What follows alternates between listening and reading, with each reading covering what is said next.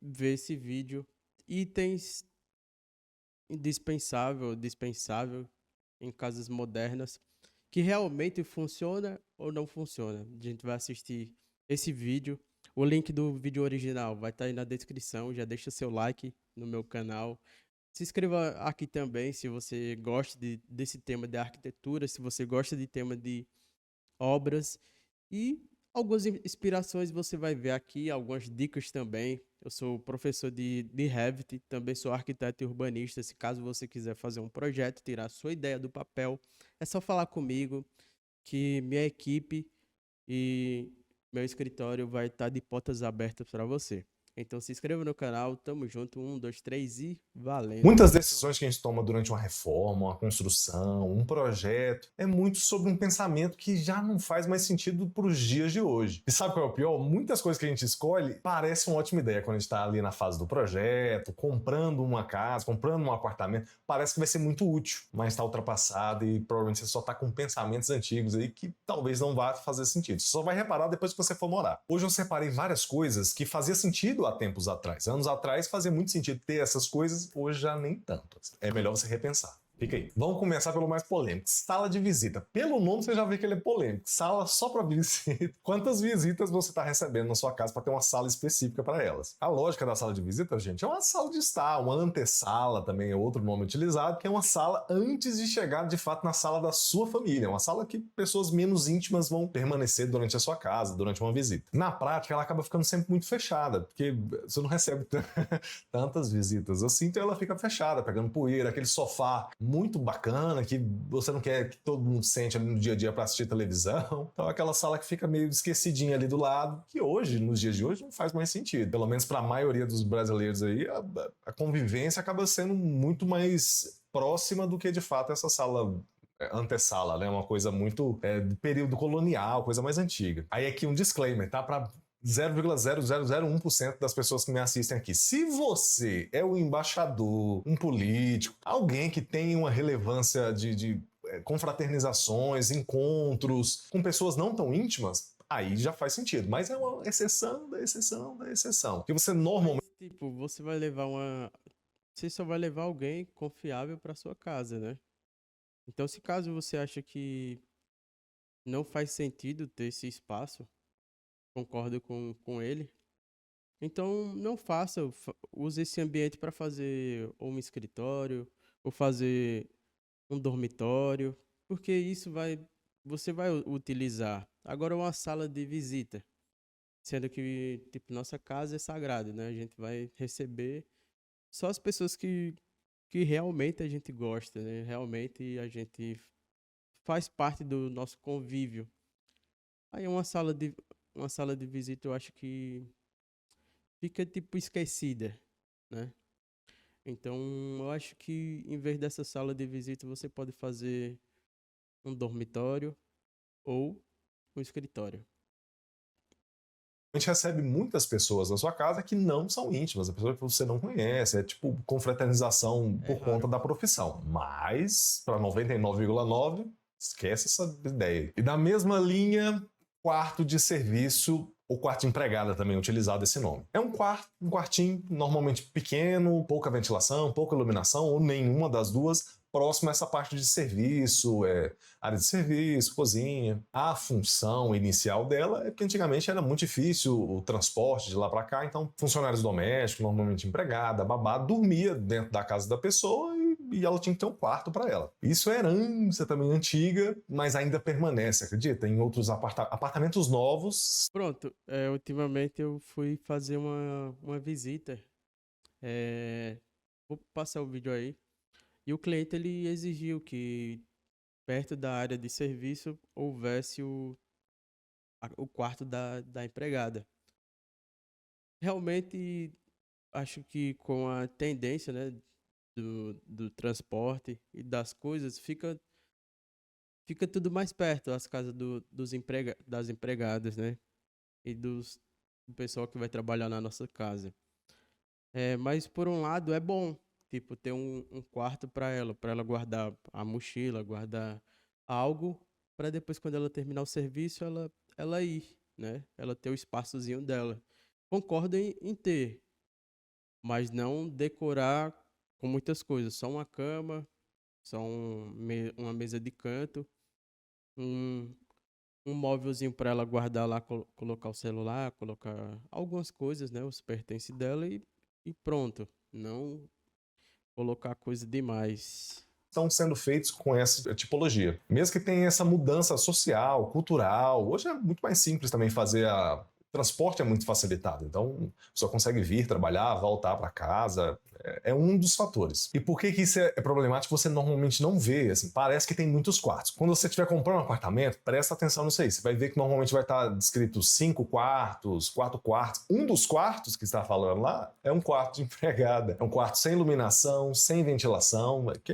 E na prática, gente, assim, 99%, de novo, né? 99% dos projetos feitos aqui no escritório, a gente transforma esse quarto de empregada, o quarto de serviço, para outra coisa. Banheiro de serviço também, outra coisa. Pode ser também. E normalmente ele só tá lá meio que para atrapalhar. Assim, pode ser que tem uma ou outra pessoa que precisa dessa particularidade aí, mas no geral a maioria transforma isso em home office, depósito, aumenta como ele fica perto da cozinha. Você sempre quebra, integra ele com a cozinha, que as cozinhas estão pequenas. Essa é a contradição, inclusive, né? Os apartamentos estão pequenos e com ambientes que não fazem sentido. Tem uma questão imobiliária, como eu falei, para ficar com mais quartos, né? Maquiar a propaganda, mas na prática não é bom não. E de novo, mais um disclaimer. Se você tem uma casa grande, muito grande, uma casa de 600 metros quadrados para cima, aí talvez faça sentido mesmo. É uma casa que fica um pouco mais afastado, talvez faz sentido também. Muitos funcionários, 4, 5 funcionários, jardineiro, piscineiro, faxineira, cozinheiro, tá vendo? Aí começa a ter muitos funcionários, aí começa a ter um fluxo de pessoas ali na sua. Aí, tipo, se já tem um quarto para um, aí vai fazer quarto para todos. Concordo com ele, concordo. E geralmente, se a gente faz para um empregado, então a gente precisa fazer para os outros, né? Acho que não tem necessidade da gente fazer um quarto. Mas, tipo, se for uma babá, ou então se for algo que você queira mesmo, né? Se essa pessoa já faz parte da sua família e ela trabalha com isso, então não vejo necessidade, né? Tipo, de não fazer. Casa para serviço é grande, aí você precisa no mínimo um banheiro de serviço mesmo para a pessoa conseguir se trocar. Assim, não é de todo ruim, tá? É só para você pensar. Esse vídeo é para isso, para você pensar. Às vezes você só tá indo junto com a boiada. Pensa um pouquinho. Essa aqui é polêmica, tá? Mas eu vou falar. Varanda para apartamento pequeno. O que eu tô reparando, principalmente nas plantas recentes, feitas agora, recentes, com outras mentalidades, mas olha o tamanho dessa varanda. Tipo, a maioria dos apartamentos, a maioria das casas, tem algumas casas que são pequenas mas isso é exigência do cliente. Não compensa a gente fazer uma varanda desse tamanho para colocar duas coisinhas. Tipo, esse ambiente a gente pode usar para colocar na sala e a sala ficar mais ampla.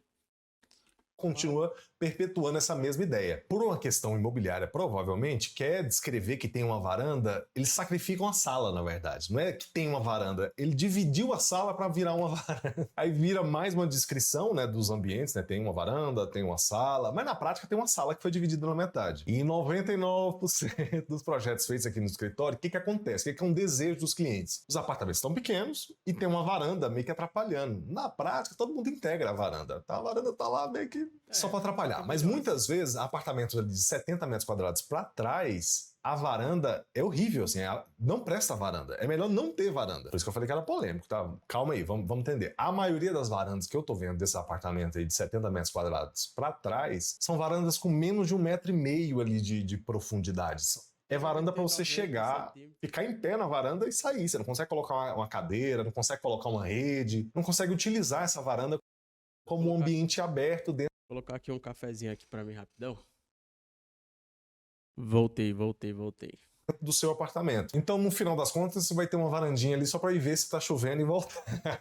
Você não consegue utilizar, você não consegue permanecer lá, porque é ruim ficar sentado e não cabe nenhum móvel lá. Então, quando for comprar um apartamento, casa é mais tranquilo, né? Mas apartamento, quando for comprar um apartamento e tiver uma varanda, Repara nisso, se a varanda pode ser integrada, e se ela não puder ser integrada, tem que ter pelo menos ali 1,5 m de profundidade, né? Então, depois que você sai da varanda, tem que ter 1,5 m até chegar no corrimão. Isso não é bem uma regra, tá? É só uma ideia geral ali, que normalmente tem 80 centímetros. 80 centímetros, se você girar o corpo ali, você quase bate o ombro nas paredes. Pensa bem. Agora vamos falar algumas coisas que não fazem sentido nas cozinhas e área de serviço no geral. Escorredor de louça embutido na marcenaria. Eu sei que tem gente que gosta dele.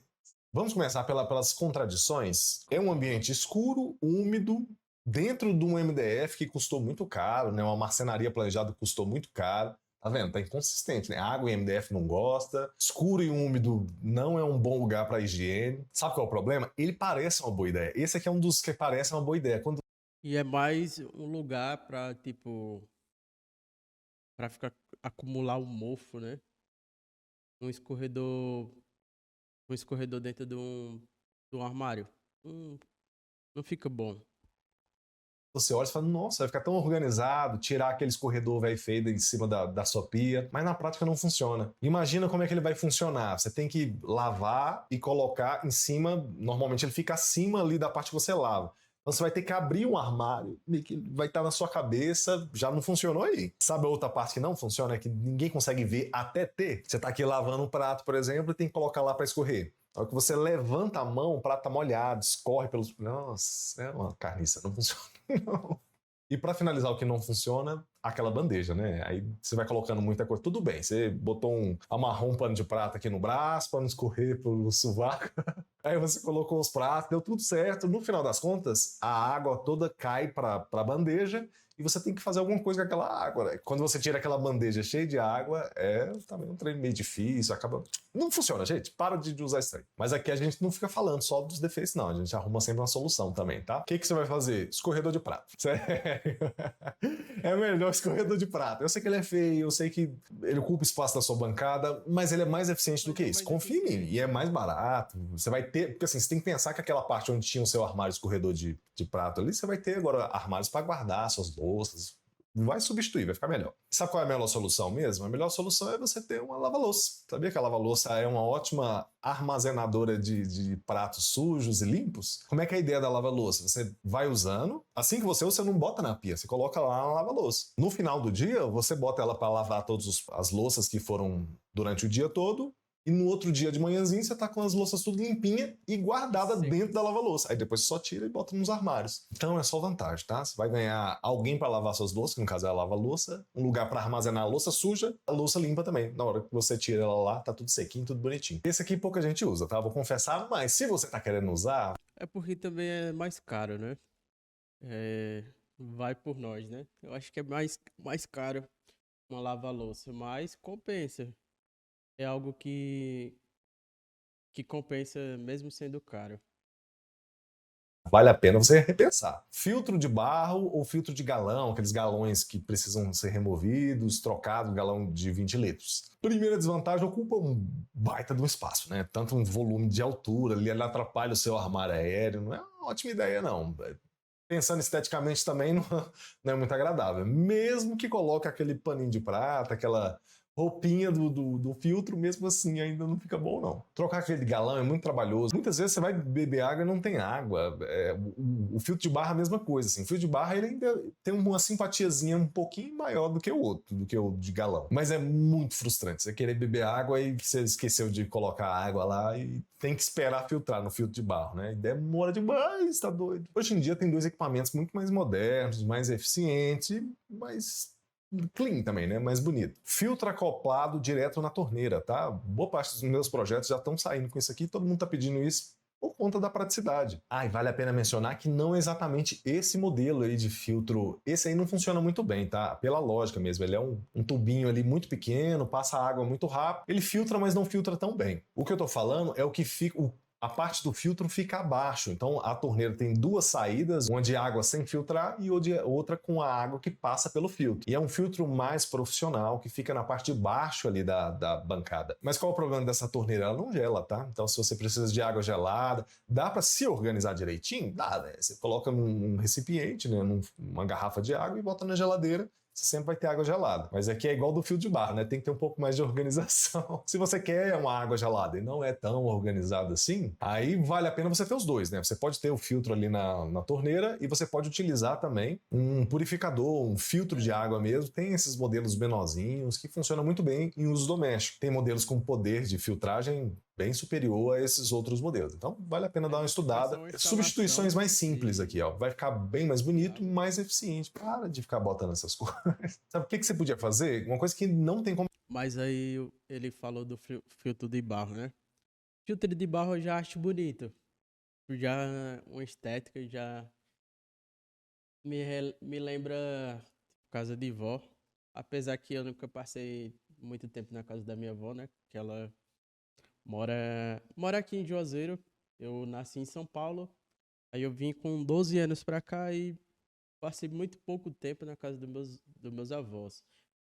Mas eu me lembro de coisas assim, toda vez quando eu vejo coisa de barro, quando eu vejo coisas simples, eu vejo que aquilo ali tem uma história.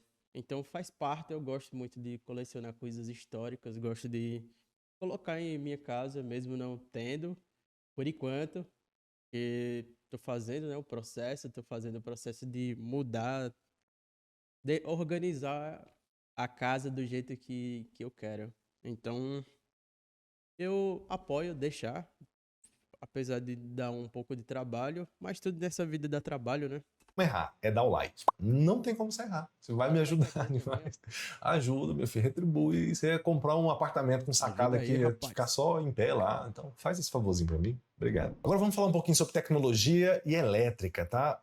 Telefone fixo. Existem, de novo, aqueles imóveis novos, apartamentos sendo entregues agora, um monte de ponto de telefone fixo. Você usa telefone fixo? Deixa aqui nos comentários também. Ninguém usa isso mais não, moço. Normalmente é pessoas mais velhas que ainda utilizam. Antigamente tinha uma necessidade por conta da internet, assim, você precisava de um ponto de telefone para ter internet. Hoje não precisa mais não. Então se você está projetando a sua casa agora, não precisa acho que não precisa de nenhum, para falar a verdade. Mas se você quiser colocar, bota um só num ponto estratégico, próximo ao interfone, que é o próximo ponto que a gente vai falar. Interfone também, aqueles interfones. Geralmente é perto do interfone que ele falou, perto da campainha, que fica mais prático. Mais simples, de tipo um telefonezinho, também não é muito utilizado hoje em dia, principalmente para casas, tá? Hoje em dia a gente utiliza muito mais aquela portaria eletrônica, que é um interfone também, só que com câmera, coisas mais modernas, e a instalação é diferente, assim, uma instalação mais simplificada. Inclusive chama no aplicativo do celular, todo mundo tá com o celular do lado sempre, então, tá vendo? A mudança de hábito. Antigamente fazia sentido, ninguém andava com celular, você precisava de interfone espalhado pela casa toda. Hoje você tem que repensar, assim, não tô falando que não é para usar, é só para você repensar se realmente faz sentido ou se você só está replicando o que já foi feito, sempre foi feito assim. E da mesma linha, ponto de TV. Outra infraestrutura que você vai fazer que talvez você tinha que repensar. 99 dos projetos que são feitos aqui, eu Eu pergunto acho isso para os que clientes sobre não telefone, precisa. pergunto sobre É, TV, e pouca gente utiliza televisão como utilizava antigamente, com aquele coaxial, que é o cabo de antena, que a gente conhece como cabo de antena, que é aquele para pegar as TVs mais abertas. Assim, não vou falar todo mundo, mas a maioria das pessoas estão utilizando muito mais a televisão como uma segunda tela, igual seu celular, igual um tablet. Eu mesmo, eu não tenho, não assisto TV, nem daqui da minha cidade, e nem de canais normais. Eu só assisto YouTube, Netflix, assisto Premiere, é, canal em si. E eu vejo que isso não precisa, os pontos de tomadas, tipo os pontos de antenas, né? Não precisa, porque a gente já tem vários canais, já tem vários meios de televisão, né? Para assistir os programas favoritos, é, as séries favoritas. É só colocar o Wi-Fi e já era. Não precisa. Eu acho que não precisa desse ponto. Só se caso você morar num sítio ou ser muito ruim a, o sinal, aí você pode usar o tradicional, né? E deixar o ponto da antena lá. Mas eu creio eu que não precisa. Então utiliza a internet, o Wi-Fi, para conseguir usar YouTube para me assistir, inclusive, aqui nesse vídeo. O YouTube, Netflix, Globoplay, que é também digital, não é mais com esse coaxial. Então, quando você estiver fazendo sua casa, planejando sua casa, presta atenção se você está espalhando. O seguro morreu de velho também, né, gente? Mas eu não colocaria, se fosse na minha casa, eu não colocaria. Colocaria um ponto de rede, que aí é aquele ponto RJ45, que é o ponto de internet, para ela ficar cabeada e a internet da televisão ficar sempre potente, o mais potente possível, para conseguir assistir as coisas com a melhor qualidade, em 4K, por exemplo. Tá vendo? É uma mudancinha de hábito que muda a infraestrutura da sua casa. Se você já tem, tudo bem, mas se você ainda vai fazer uma reforma, talvez nem faça sentido. Só esse ponto de energia para ligar a televisão e o ponto de rede, ou hoje os Wi-Fi, rede mesh, que é aquela que espalha o Wi-Fi da sua casa pela casa toda, elas são bem mais eficientes. Essa Wi-Fi 6 também. Então, é a tecnologia mudando, até o cabo RJ45 ficando menos valioso do que um dia já foi. Tá vendo como é que as coisas funcionam? Provavelmente daqui 2 anos aí o vídeo já vai ser com outra pegada, outra recomendação, né? Agora vamos falar um pouquinho sobre sala no geral, sala e a decoração. Mesa de centro. Parece uma ótima ideia. É coisa das antigas, casas maiores. Os apartamentos estão ficando pequenos, gente. Independente se você está reclamando se ele está ficando pequeno ou não, ele está ficando pequeno. O metro quadrado das metrópoles estão ficando caro e vai ficar pequeno, vai ficar cada vez menor, tá? Tem que repensar essa parte de mesa de centro. Ela é útil? É. Você tem uma mesa de centro, você tem um apoio, alguma mesinha próxima ao seu sofá para você conseguir colocar copos, comida, bebida. Mas hoje em dia, pensando nessa praticidade, pensando nesses apartamentos que estão menores, o que a gente está utilizando hoje? Mesa de apoio lateral. É como se fosse uma mesa de centro também, só que ela fica normalmente na lateral do sofá ali. Fica mais fácil de ser encaixada também no sofá, caso você queira fazer uma refeição no sofá, no caso. Estante de televisão muito grande, tá? Isso aqui também é pouco utilizado, mas se você ainda está pensando nisso aqui, pensa melhor. Por que tinha essas estantes, tá? Tinha um porquê, tá? Não é porque era feio. É porque as televisões eram grandes, tá? Então elas tinham aquela volume na parte de trás, os sistemas de som eram muito robustos também. Eram várias caixas profundas, grandes. A tecnologia chegou e as coisas ficaram mais finas, mais leves, e não necessariamente a gente precisa. Não é só uma questão estética, né? A gente não mudou os racks para ficar menorzinhos, painéis de televisão mais minimalista, por conta disso, por conta da tecnologia proporcionou esse tipo de substituição. Falando, por exemplo, do sistema de som, que antes tinha aquele sistema de som gigantesco, ainda tem, tá? Alguns ainda, mas no geral, o doméstico, boa parte a gente utiliza soundbar, que é essa belezinha, é um sistema de som bem potente, bem poderoso e discreto, pequeno, cabe um rack que é linear, menor, então funciona bem melhor dessa forma e vai deixar a sua sala bem mais moderna. Esse aqui é complicado, viu, gente? Se você usa tapete na sua mesa de jantar, nossa senhora, deixa aqui nos comentários como é que funciona pra você. É muito complicado, gente. É você comendo, cai alguma coisa num tapete, principalmente se ele for felpudo, tiver algum tipo de trama mais profunda ali. Nossa senhora, você tem que tomar cuidado com o que você come. Farelo de pão, já pensou? Cai. Nossa, fica difícil de aspirar, difícil de limpar. Na prática, eu acho que a maioria das pessoas que tem, porque realmente fica mais setorizado, fica bonito, né? Mas é tão fora da prática que eu acho que não é uma boa ideia colocar. Porque acaba que você não vai comer lá. Você vai ficar, não vou comer lá não, vai cair. Mas se você gosta mesmo assim dessa ideia, quer colocar, pensa em alguma coisa mais fininha, tipo um sisal, algum tapete que seja gostoso de pisar e mais prático de limpar. Sisal sintético também. Se for sisal natural, não vai aguentar muito não, porque ele não aguenta limpeza com água, limpezas mais profundas, tá? Mas se você quer ainda mais praticidade, não põe não. Eu não colocaria não, tá? Na mesa de jantar. Eu gosto de tapete, no geral. Eu gosto, mas lá na sala de estar. Na cama, eu acho que já dá um pouquinho mais de trabalho colocar por baixo da cama, mas fica mais interessante pra você ir ao banheiro, por exemplo. Mas na mesa de jantar... Você sabia que nesse canal aqui tem vídeo toda semana e é valioso como esse? Já pensou? Você ia botar coaxial, fazer infraestrutura todinha para colocar a televisão no quarto dos seus filhos, E aí, pessoal, você gostou desse vídeo? Ele trouxe várias dicas, várias coisas interessantes pra gente pensar no que colocar na nossa casa, no que não fazer, no que fazer. E no meu canal também vai ter várias coisas reagindo, falando também, dando dicas. Eu sou arquiteto e urbanista. Se você quiser dicas, ou então se você quiser algum projeto, fala comigo. Vai ser um prazer fazer o projeto da sua casa. Tamo junto, valeu, falou e